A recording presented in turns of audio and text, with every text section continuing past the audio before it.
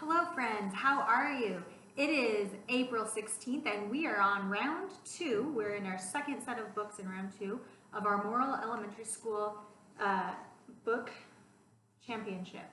Today we have Three Billy Goats Gruff. This is written by Ted DeWen and it's published by Scholastic. This is not currently an AR book, but as soon as I'm finished, I am going to create an AR test for that and I'll get it set up. So make sure that after you listen to this, you take the AR test. And it is up against Finding Winnie by Lindsay Matlick, illustrated by Sophie Blackall. And the publisher of this one, sorry I didn't look this up sooner. The publisher for this one is Little Brown and Company out of New York and Boston. So these two won in the first round and they're up against each other today. Please go on and vote for your favorite after you hear the stories today.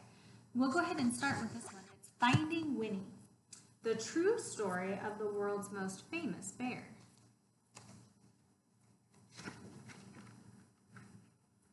Could you tell me a story? Asked Cole. It's awful late. It was long past dark and time to be asleep. What kind of story? You know, a true story. One about a bear. We cuddled up close. I'll do my best, I said.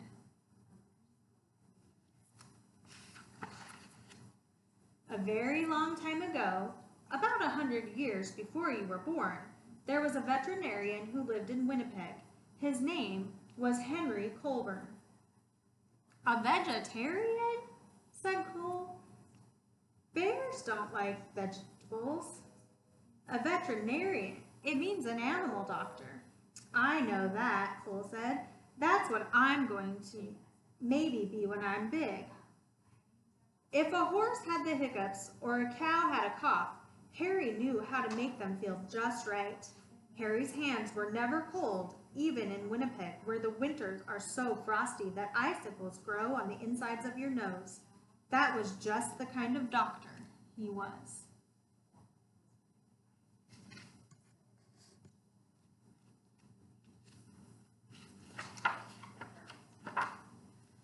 But a day came when Harry had to say goodbye to Winnipeg. There was a war far, far away, beyond the end of the country and on the other side of the ocean, and he was going to help. He would be caring for the soldiers' horses. Harry rode east on a train full of other soldiers. He leaned his head against the window, watching the land scroll by, wondering what it would be like to be so far from home.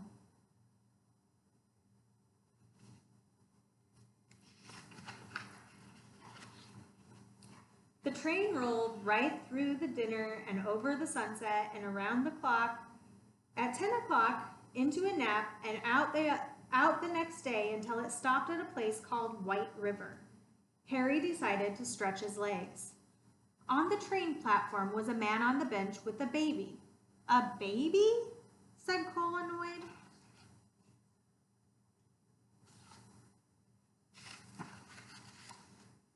A baby, bear, a cub. Harry stopped. It's not every day that you see a bear cub at a train station. The bear had lost its mother, he thought, and that man must be the trapper who got her. What do trappers do? Asked Cole. Is what trappers don't do. They don't raise bears. Raise them? You know, I said, love them.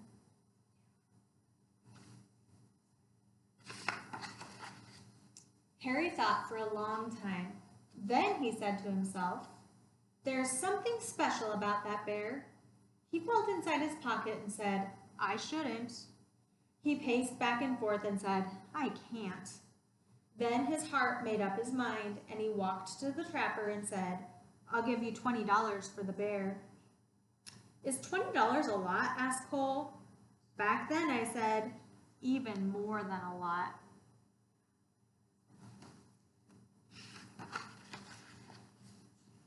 Captain Colburn, said the colonel on the train, as the little bear sniffed at his knees, we are on a journey of 1,000 miles, heading into the thick of battle, and you propose to bring this most dangerous creature? Bear stood straight up on her hind legs as if to salute the colonel. The colonel stopped speaking at once, and then, in quite a different voice, he said, "Oh, hello." The men of Harry's regiment squeezed by to have a look. "I've decided to name her Winnipeg," Harry told them, "so we'll never be far from home. Winnie for short." They had a very long way to travel, and they had already gone there 3 or 4 feet when Winnie grew hungry. "What do bears eat?" the men wondered. "What don't they eat?" Harry asked. "Vegetables," Cole reminded me. "Winnie ate vegetables," I said. "She ate everything except onions."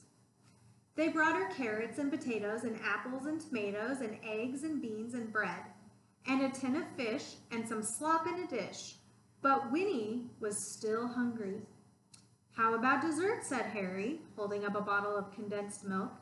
Taking the treat in her paws, Winnie lay on her back and hummed a happy song as she drank.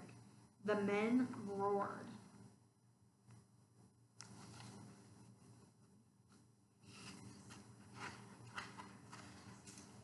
Harry and Winnie gathered with the soldiers from all over Canada in the green fields of Valcartier. The whole city of tents had sprung up by there. There was a hospital for horses where Harry went to work.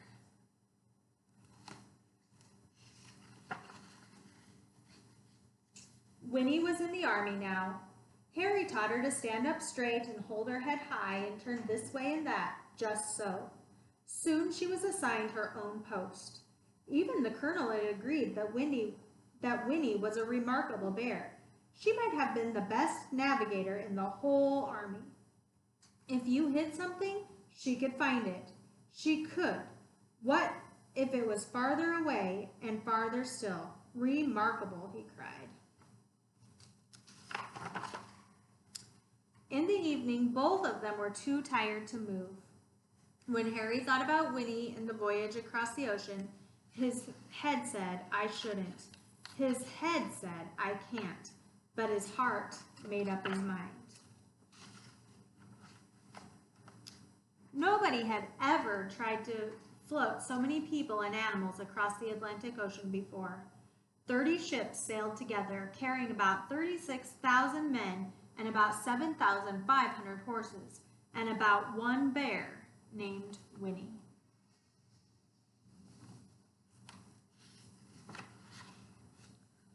When they finally arrived in England, the regiment went to training on the Salisbury Plain, where it rained and rained and rained. But Winnie didn't seem to mind. She was the mascot of the 2nd Canadian Infantry Brigade, and she attended her post with vigor. One day, Harry came running while she was doing her exercises in the tent. "You'll bring the whole place down," he said with a laugh. She had grown.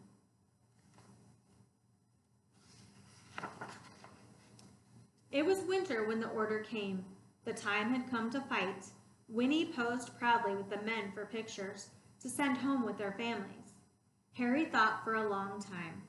His head argued one way and then the other, but his heart made up his mind. He went to Winnie and he had said in a serious way, "There's somewhere we need to go." Winnie brushed the mud off of her nose and she nuzzled in close.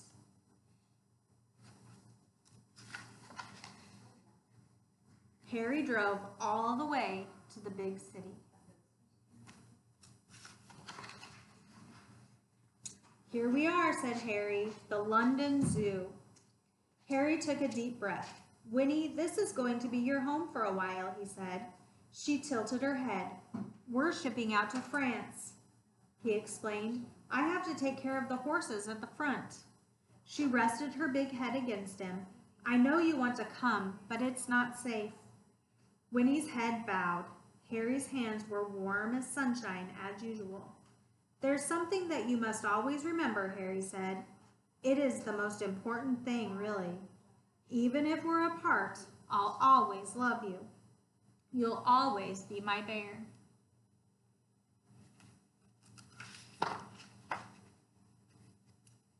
Is that the end? That's the end of Harry and Winnie's story, I said. But I don't want it to be over, said Cole. Sometimes, I said, you have to let one story end so the next one can begin. How do you know when that will happen? You don't, I said, which is why you should always carry on.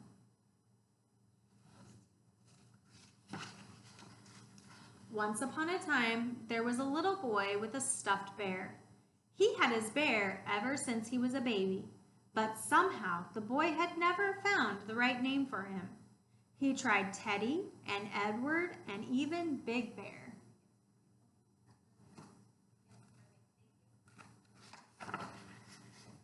One day, the boy went to visit the London Zoo with his father, and there was a bear, a real bear. It was on the terrace. Right away, the boy thought, there's something special about that bear. Her name was Winnie. They became true friends. The boy was allowed to come right inside her enclosure to play. Once the boy had found Winnie, he knew just what to call his stuffed bear. He named it Winnie the Pooh. And the boy was called Cole, said Cole.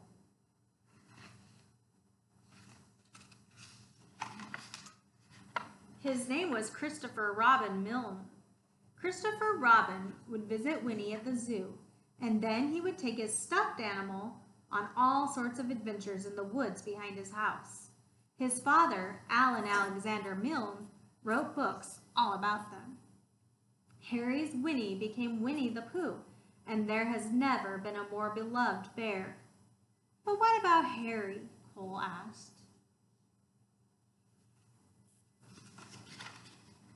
When Harry visited Winnie at the zoo, he saw how happy she was. She was being raised. She was truly loved, and that was all he had ever wanted from the moment that they met at the train station in White River. So after the war, Harry returned to Winnipeg and his life as an animal doctor. Before long, he was married and he had a son named Fred, and Fred had a daughter named Lorene, and Lorene had a daughter named Lindsay, which is me. When I saw you, I thought, there's something special about this boy, so I named you after your great-great-grandfather, Captain Harry Colburn. I named you Cole. And here's their family tree. We have Harry and Fred and Lorene and Lindsay, and Lindsay and Cole. That's me, said Cole in a whisper. That's you. And that's Winnie. Yes, I said, that's Winnie. And that's all true. Sometimes the best stories are, I said. Cole's eyes grew big, and he said nothing for a long time. Then he hugged his own bear close and let out a yawn that reached far away, and they both turned over and fell asleep. All right, so that's your first choice for today, Finding Winnie.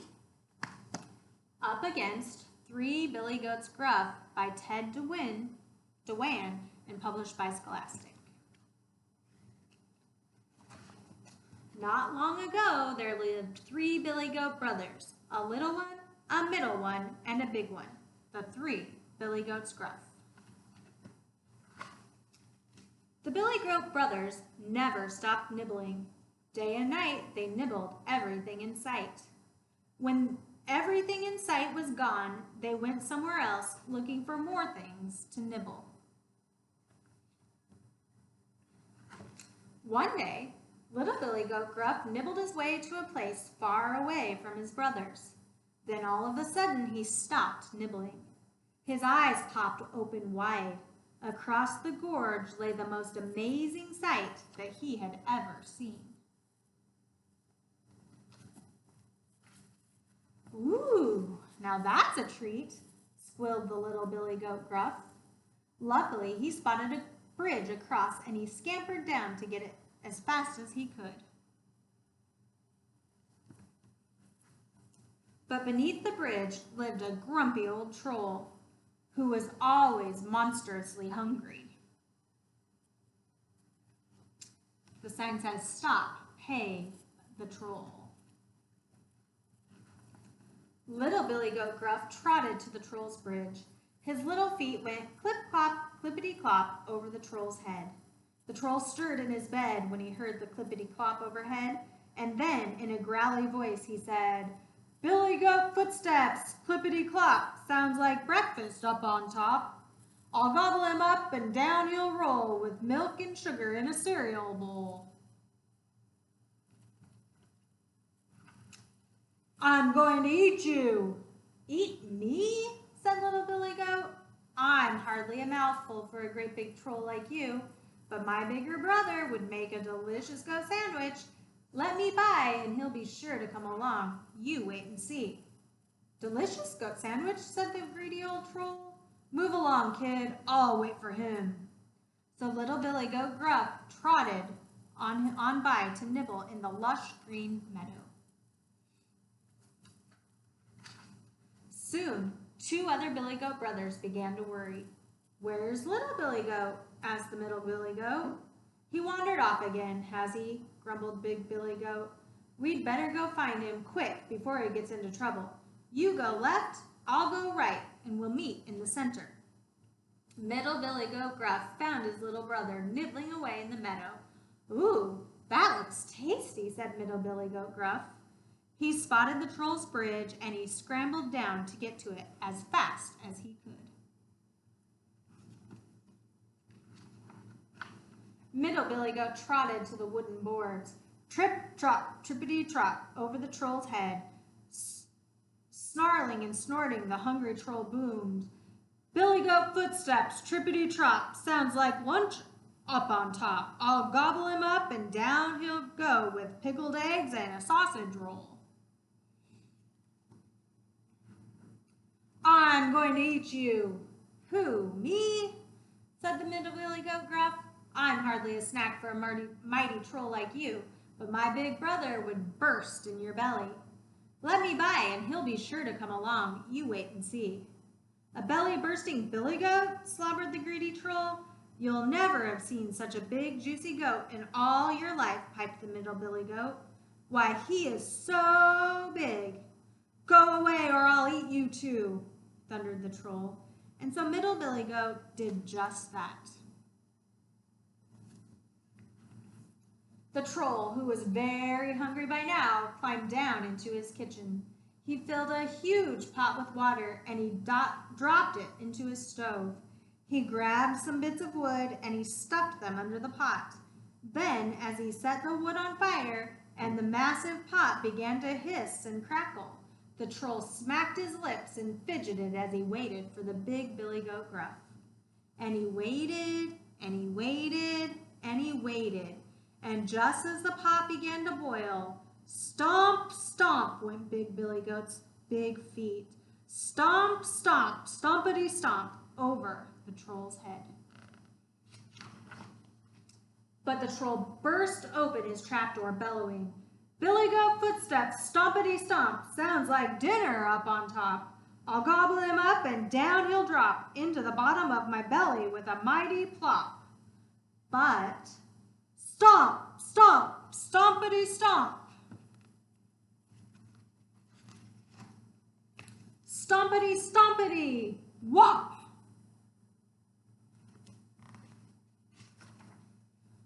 Big Billy Goat Gruff butted the troll so high in the sky that he never came down again.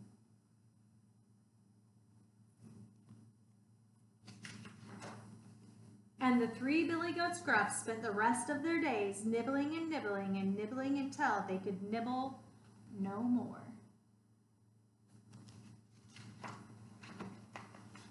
And there's that troll. Looks like he might be on Saturn. Game over.